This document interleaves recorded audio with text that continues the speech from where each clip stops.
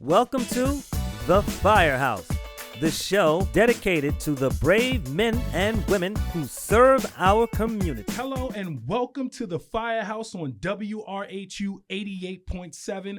I am your host, Chris Moses, and today sitting with me in the Firehouse is Ex-Chief Heather Senti. Did I say it right? You Senti? did. Yes, sir. Because I was worried that I was going to say it wrong. But I'm like, it's pretty easy. Senti. Yes. It's right. So, Yes. Chief Senti, tell me about you. Yes. I know a little bit. I read up on you. I actually Googled your name and it came up with a lot of things. Oh, jeez. They're all good. Don't worry. Don't worry, Chief. They're all good. They're all good. So it came up with a lot of stuff. But I want you to tell the audience just about you. Sure. And what department you're in, what company, how long you've been, and what ranks you've held. Okay. I've had a family history with the Lakeview Fire Department forever. I've had a great uncle that was the longest running chief in the department since the 1930s. Wow. After that, my grandfather had joined because he married his sister. He was chief in 1962. My father was chief in 1982. And then I became chief in 2012. So Look how that works. Look how that works. It was like it was meant to be. It was written. We had a senior man in the firehouse. We affectionately called him Uncle Al. And he always used to say to us, "Deuces never loses." And when I won as chief, he looked at me. He goes, "I told you." Deuces. I went, "Okay, Uncle Al, thank you." So I've been volunteering officially since 2004. This is my 20th year. Wow, 20 years. Yeah, sir. 20 years. And I've been around it my entire life, obviously. I'm an ex-chief. My brother is an ex-chief, current chief now of the Lakeview Fire Department. My father, my grandfather. So it's been a family thing forever. Yeah. Forever. So how does that shape what you do? Because it's almost like you had no choice but to step into this life. And what made you say that? So I'll go into my first question because no one just wakes up and says, "I want to run into a burning building," but it's almost like you did wake up and from the beginning, you probably were brought right to the firehouse when you were born. Correct. Everything. And so you were kind of born into this. So, I mean, I want to, I guess, switch the question a little bit because the question is usually what made you want to do this. I'm pretty sure it was family. But for you, what made you say, you know what, I want to follow in these footsteps? To be honest with you, I was kind of separated for a little bit because I joined at, I guess, 19, 20 instead of joining at 18 when most of my, when you say lineage type people would like join up. I said, let me see what there is to be going to college, this and that. And then I'm like, this is kind of boring. I need some sort of excitement. So it really was the excitement aspect towards it that made me like, all right, let's try this and see how we do. And it just flowed better. It kind of gave you a little bit more purpose. Kind of deal. And essentially, when you're part of a group of people that all have the same typical mindset of, hey, let's do this together, let's bond and whatnot, and then you see some things and you go, all right, not bad, all right, and you're still part of a group, part of a team. Yeah, that's kind of my thing. Yeah, sports and whatever else. I did sports all through high school and whatnot, and that was the camaraderie that I was missing, being as just a floating college student going back and forth to Adelphi, and then. Oh, all right. Shout out to Adelphi. We love Adelphi. And then this is my group. This is my people. And I went, all right, I found my home. Okay. I love that. So I got to ask you, so what would you be third generation? Like what generation?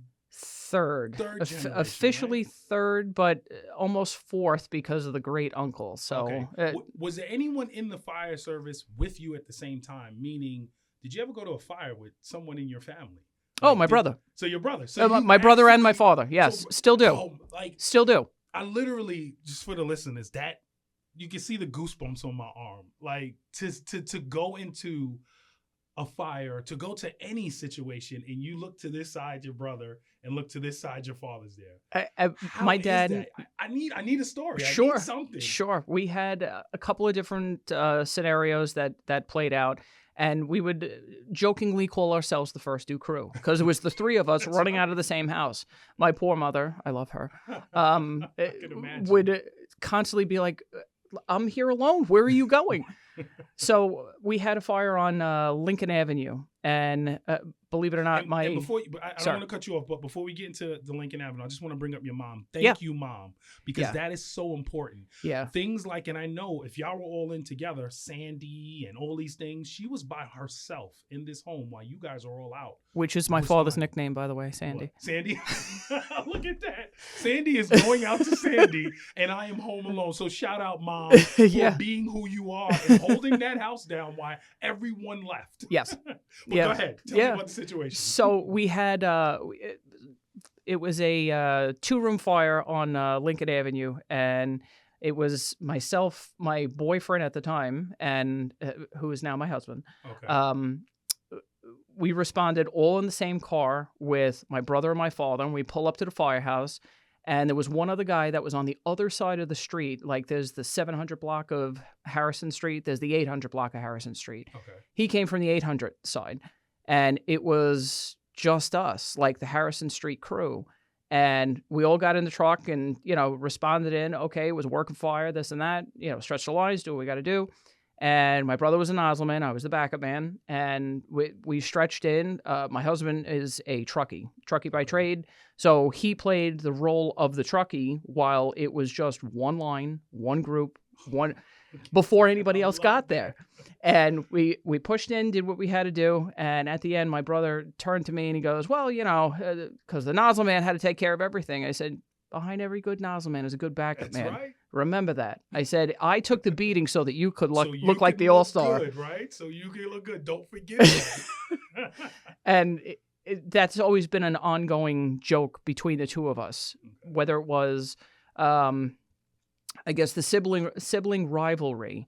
And he is now back in the chief's office for the second time and always goofs on me. He's like, yeah, you think you're going to do this again? And I went, I'm not going to do it again, but I have a whole different, I have 2 little boys now. Okay, I have, 3 and 2. So yes, sir. Talk about taking a beat.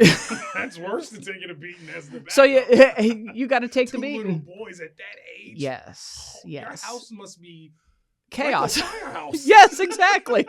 And that's why this is very fitting. And it feels like I've never left the chief's office because I'm still there. There you go. Oh man. Yes. Well, yeah. That literally gives me tingles, and I'm pretty sure the listeners too to hear that story of like the family literally in there, the first dude crew. Yes. Going down the block in the car to the scene, screaming at each other the entire time. Are you listening? I need you to listen on radio. What's going on? Pull up. Put your mask on. You gotta get gloves. Let's go. Let's go. Let's go. But then it all comes together in a beautiful, yes, all together, and everyone does it. Puts the fire out, come out, and everyone's safe. And then it's just conversations and things as memory to talk about. Yeah. That is amazing. And I love that. So shout out to your family. Yeah, thank you. Definitely shout out to your family. So we want to keep going here. Yes. I want you to walk me through a typical day in Lakeview. Like, how is that? Like, I guess, everyone knows. And if you don't know, Sundays is the day for volunteer firefighters. Correct. Walk me through it Sunday. Like, how does it start? What time you get in there? And then what goes on? Sure. Our family is a little different because with the 2 little ones, you go, okay, let's go. We're going to the firehouse. We're going to see Pa. We're going to see Uncle Fred. Everybody's there. So I have the 2 boys, and my husband goes to his firehouse. So we kind of have to trade off. Who's going where? Are they going with you or are they going with me? Am I getting stuff done?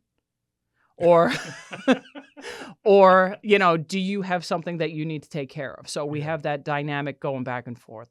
And, okay, well, they're going to have breakfast. And I went, Oh, so that means me. Okay, I got it.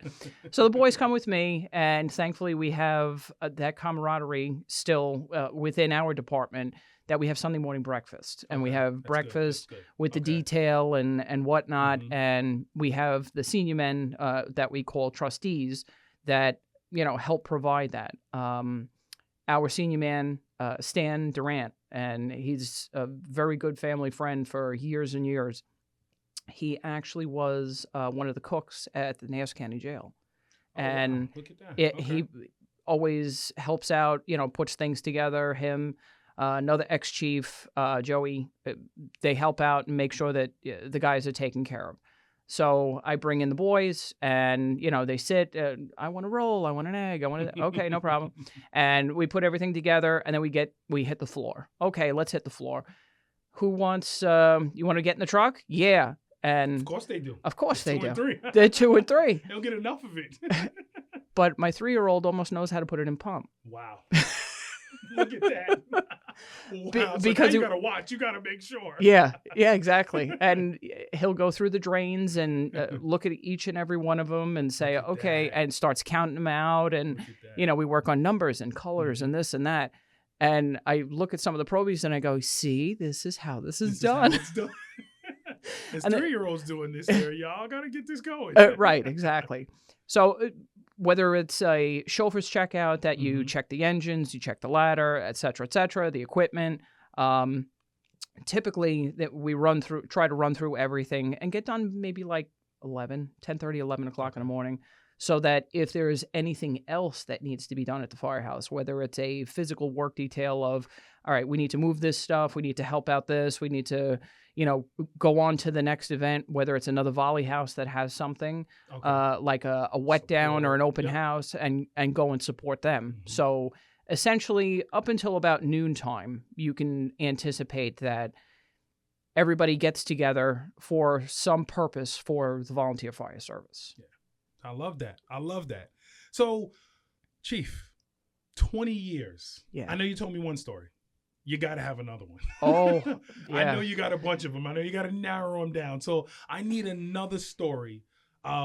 Just about everything. Just sure. Whether it is, and it doesn't have to just be fire. It could be something that happened in the firehouse, or it could be even the EMS side of things, whatever. But just I need another story, because 20 years. Sure. That's a long time. But before we even get into that, I got a question that I was thinking. Sure. Everybody living in the same house, running out. Who got to the firehouse on Sunday first?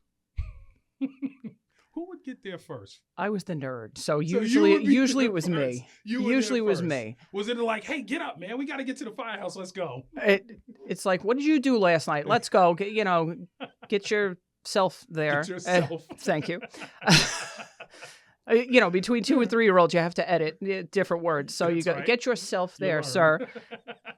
And, my father would be probably the second one. Okay. And my brother would be the last one. He'd be the last guy.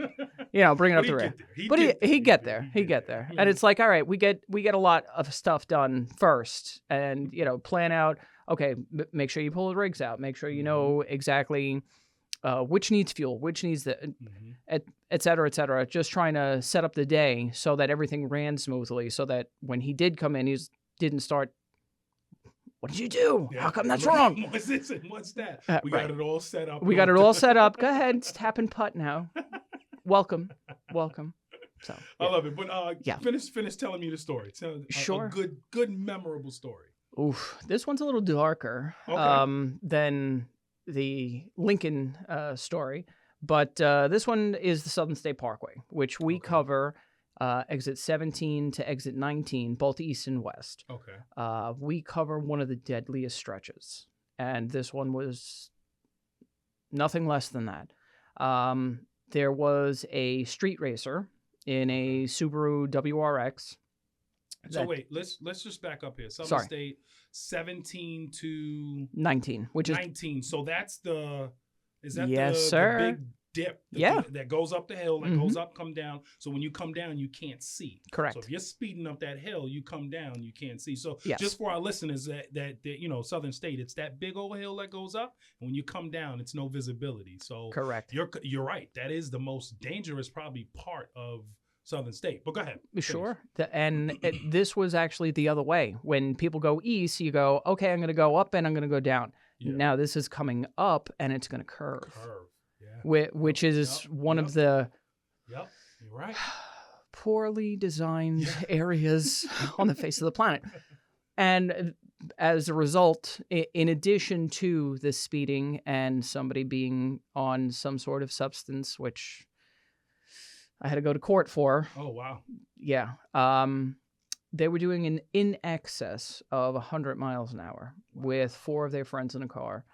Wow. And they came up the hill from westbound from 18 to 17 and didn't negotiate the curve. Well, they found the tree real fast. And it doesn't move. No, not usually. And it split the car in two. And all 4 of the friends wound up everywhere. And the driver, because he was under the influence of something, was fine and was actually walking down the parkway. And we met up with Nassau County. They had their medics there. We had, our trucks there and whatever else. And they had initially grabbed this guy because they got the call first. Yeah. Through the 911 and whatnot. And everybody calling in. Exactly. And they pulled him into the bus and transported him. And, he was just unbelievable. But all 4 friends, all of their brain matter were all over the parkway. Wow. Yeah, that was a fun one. Wow. And I was chief for that one. Because how do you when you come up on this scene, mm-hmm. like you hear it mm-hmm. over the radio, but mm-hmm. you still don't imagine it until you get there. So correct, and it came over. And you're the chief, so you got to keep the level head. 100%. And the first thing when I came in or pulled up on the scene and whatever else, and I took a look at everything else, and I went, I have to save my guys from seeing this. Yes. And they looked at me when they started pulling up. They're like, what can we do? I said, nothing. Get on the truck. And what? Wait, what? It came over as multiple aid. It came over as this. I said, I need 1 thermal imaging camera just to double check to see if there's anybody else out there. Yeah. Other than that. But that is such a chief call right there. And that's why you're chief. And I'm pretty sure everyone elected you to that position for things like that, because you don't think about that. Like, you're thinking as a chief of the whole bigger picture. You're thinking about bringing this out and bringing a bunch of guys into what I just saw. I don't want you all to see this. No, I don't want you to see this. It's already affecting me. I don't need it to affect my Correct. entire, It's wow. So applause to you, Chief. Applause to you for being on your feet and thinking. But that's why you get the hat. That's why you get it. Heavy as the crown. Heavy as the crown. But that is like, wow. Yeah, man. that was a tough one. To that family. Yeah, because it's a lot. And it was 4 those families. Yeah, it was 4 separate families. Wow. And they were younger, 19-something years old people. And they, like I said, it was just very horrific. But the worst part was, like, after everything was cleared away, we got called back for the washdown. Yep. I've been called for those before. Yes. Washdown, yeah. And just so our listeners know, when she says washdown, is there's blood, whether it's on the parkway or on a side street. They're going to call us to kind of hit it with the hose. So now you're literally out there just hosing blood off the... And more than that. And more than that. And some of my guys were looking at me like, wait a minute, you saw this? And I went, Yeah, and that's why I didn't want you to. I said, and that's why we ran out of sheets that day. And, oh, okay. And we brought in, even counselors just for the washdown, because I was like, no, we're not going to have any issues with our people as a result of this. And that's very important. I just want to bring that up. Is that every department does have some type of counseling and things like that. Oh, sure. Way back when they probably didn't have things like that, but now when you see those things or anything like that affects you, and even if it's something that we didn't realize affects you, those resources are always there to kind of help out. So just so everyone knows that, and if someone's dealing with something now, reach out to your chief, reach out to someone that you do confide in, and they will they can get you those resources, and it's free to you. It's not nothing you have to pay for or anything like that. Sure. They'll make sure they'll give you those resources. And that's the shirt I'm wearing now. Shout out to the East Rockaway Fire Department. They had put this together for mental health awareness and no one fights alone and things of that nature. But at the time, 12 years ago, 12, they did have a county team and still do. They through Nassau County Fire Communications, they put together the team and contact individuals that come together as part of that group, and they come and speak to people and say, okay, tell us what happened, get it off your chest, and yes, and try that line of communication again, to get people to open up, and this way it's not kept bottled in. So and that's what hurts when you keep it bottled in. You got to kind of talk about it, get it out there. Yeah. And again, there's professionals that can help with that. So yeah. All right. So Chief, got another question for you. Yes, right? sir. We're gonna make it a little bit lighter. Yes, please. Yes, please. I'm sorry for making it so dark. I apologize. All right. So one common myth that you want to debunk right now about firefighting, because there's a bunch of things out here. We've had people say things like, I don't get cats in trees. We've had people, paid firefighters, say, we don't sleep. We just rest.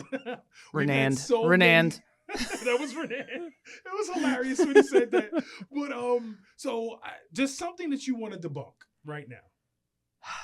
And if not. Yeah, no, absolutely. You got one, okay. We don't, we all don't do it for the free t-shirt. That's a clip right there. That is a perfect clip. Because it's true. It's true. You say, get a volley, get this. Oh, he'll do anything for a free t-shirt, or she'll do anything for a free t-shirt. No, we don't all do that.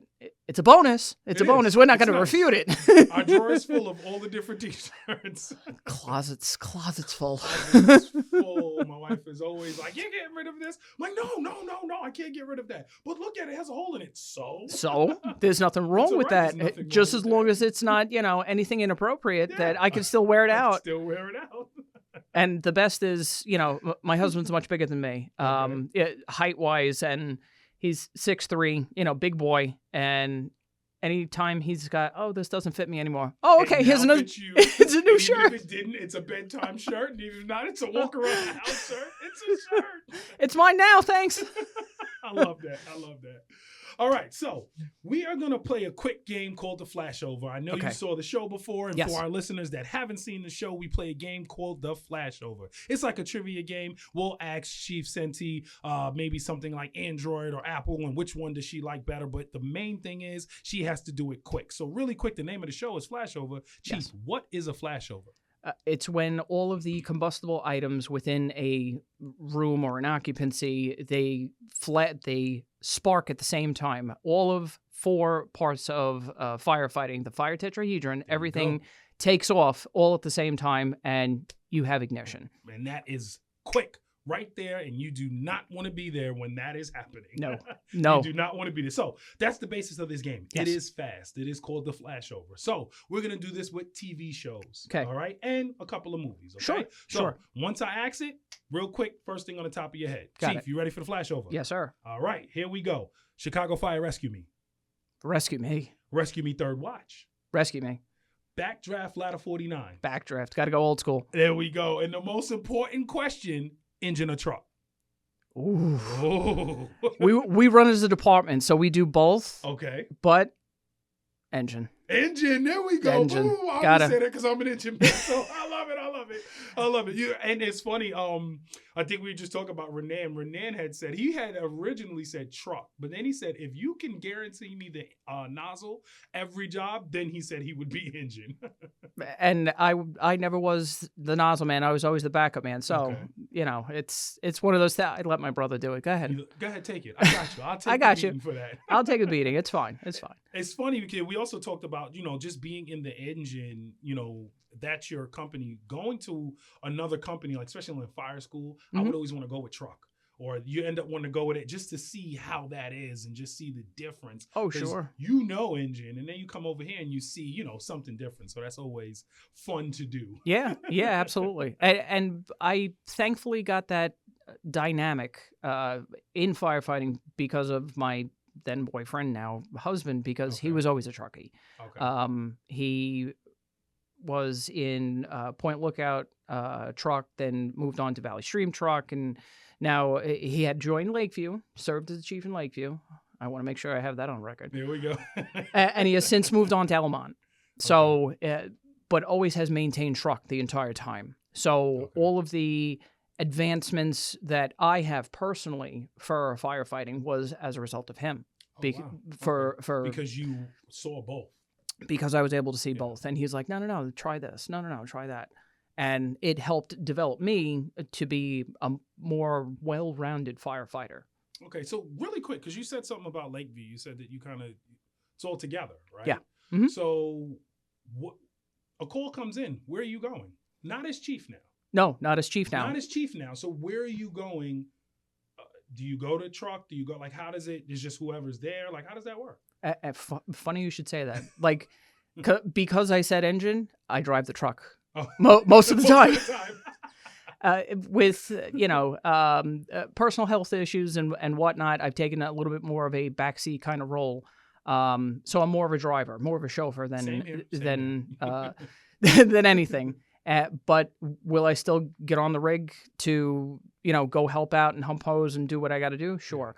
So it depends on the call type will dictate how the trucks go out of the barn. So if it's a house fire, we have the engine, we have the ladder, we have the second engine. We have also EMS that responds all out of the same house to then an incident. So as far as myself, I try to hang back and go, all right, I'll take the ladder, because you have to have people that know what they're doing, not people that park under wires or park into trees or, do silly things with the ladder. But if it comes out as, okay, possible people trapped, possible this, possible that, with a little bit more heightened information, I'll jump on the engine and say, all right, the next guy coming in the door, we'll take the ladder out. Okay.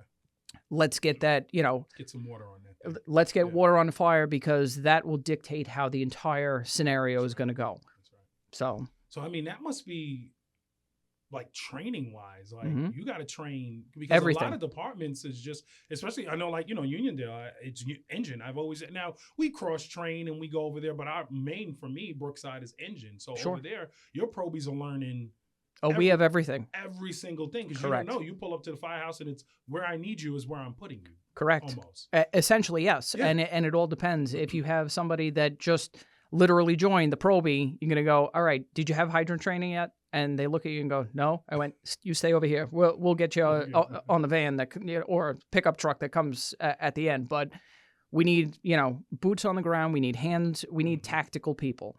So I need you to understand that with all of the training that goes on, I need you to, like, put your phone down and get in there. And listen. It's funny you talked about the hydrant, because this was something I had talked about before. We give one of the most important jobs on a scene to the youngest guy, because we don't want to do it. But it's like, if we don't have water for the engine, what happens? And we give that to the youngest person. True.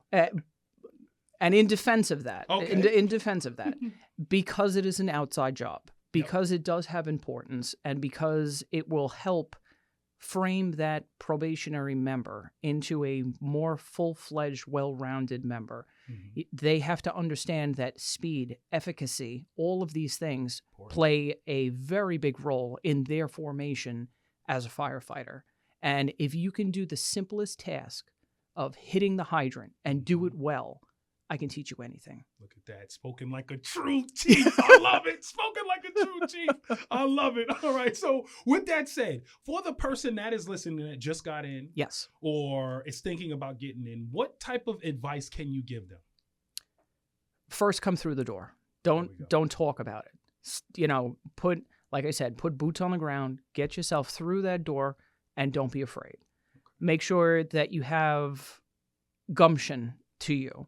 And understand that this is a difficult job, and the volunteer fire service needs people. And if you have any sort of thoughts of going into the medical field, or even just firefighting itself, or you'd like to do that lily pad of, I'm going to go and be an EMT in FDNY and I want to cross over to fire.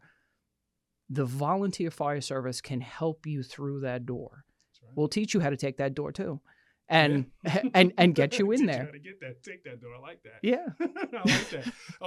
And you're right, because any of that, just learning all of this could shape your life just like it did, Chief, because you're a fire dispatcher. Yes. So, yes. You literally took all the things you've learned and all the things you've done and turned it into a career. So correct. I think that's amazing.